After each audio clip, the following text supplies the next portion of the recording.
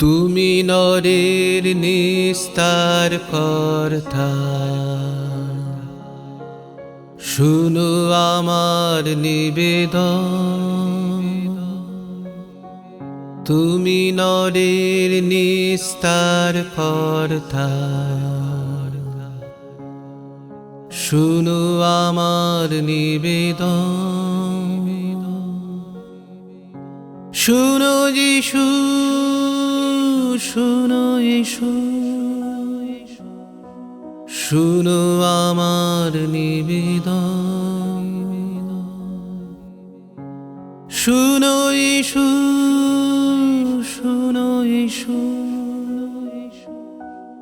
শুনো আমার নিবেদন।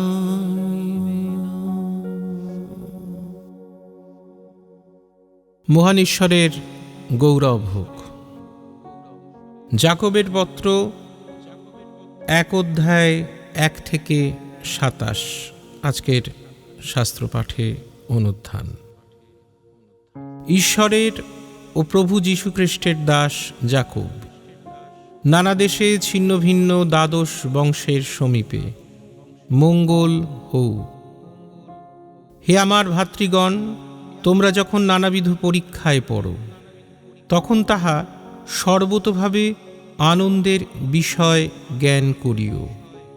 জানিও তোমাদের বিশ্বাসের পরীক্ষা সিদ্ধতা ধৈর্য সাধন করে, আর সেই ধৈর্য সিদ্ধ কার্যবিশিষ্ট হোক, যেন তোমরা সিদ্ধ ও সম্পূর্ণ হও, কোনো বিষয়ে তোমাদের অভাব না থাকে। যদি তোমাদের কাহারও জ্ঞানের অভাব হয়, তবে সে ঈশ্বরের কাছে যাচনা করুক।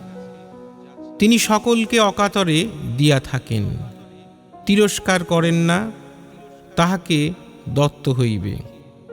কিন্তু সে বিশ্বাসপূর্বক যাচনা করুক, কিন্তু সন্দেহ না করুক। কেননা যে সন্দেহ করে সে বায়ুতাড়িত বিলোড়িত সমুদ্র তরঙ্গের তুল্য। সেই ব্যক্তি যে প্রভুর নিকটে কিছু পাইবে এমন বোধ না করুক।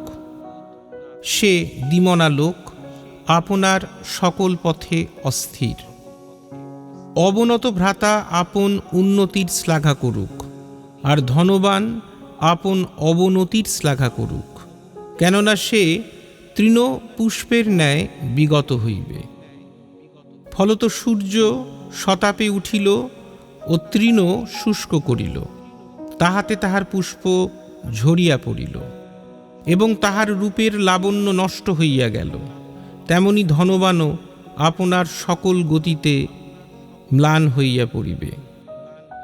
ধন্য সেই ব্যক্তি যে পরীক্ষা সহ্য করে, কারণ পরীক্ষা সিদ্ধ হইলে পর সে জীবন মুকুট প্রাপ্ত হইবে।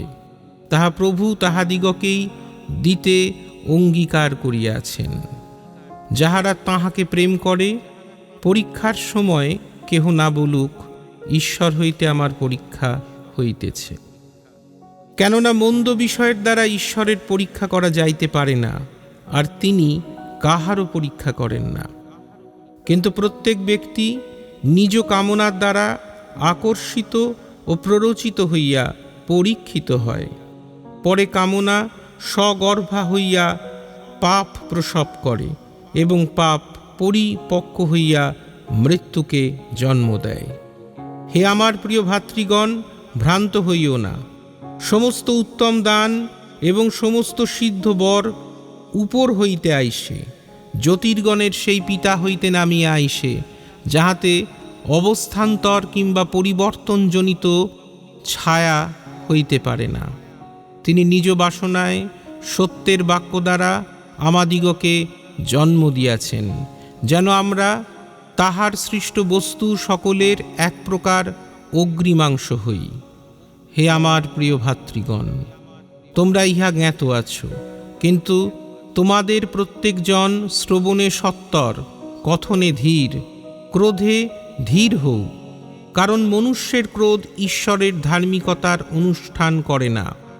অতএব তোমরা সকল অসুচিতা এবং দুষ্টতার উচ্ছ্বাস ফেলিয়া দিয়া মৃদুভাবে সেই রোপিত বাক্য গ্রহণ করো, যাহা তোমাদের প্রাণের পরিত্রাণ সাধন করিতে পারে।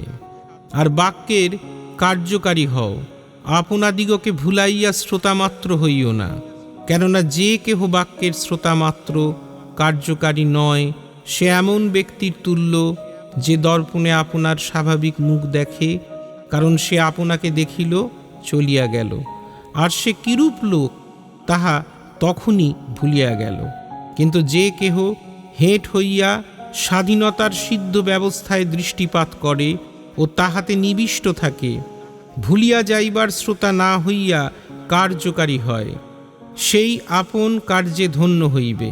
যে ব্যক্তি আপনাকে ধর্মশীল বলিয়া মনে করে আর আপন জিহ্বাকে বল্গা দ্বারা বশে না রাখে, কিন্তু নিজ হৃদয়কে ভুলায়, তাহার ধর্ম অলিক, ক্লেশাপন্ন পিতৃমাতৃহীনদের ও বিধবাদের তত্ত্বাবধান করা এবং সংসার হইতে আপনাকে নিষ্কলঙ্করূপে রক্ষা করাই পিতা ঈশ্বরের কাছে সূচি ও বিমল ধর্ম। আমেন। ঈশ্বর তার কথিত বাক্যে আশীর্বাদ করুন।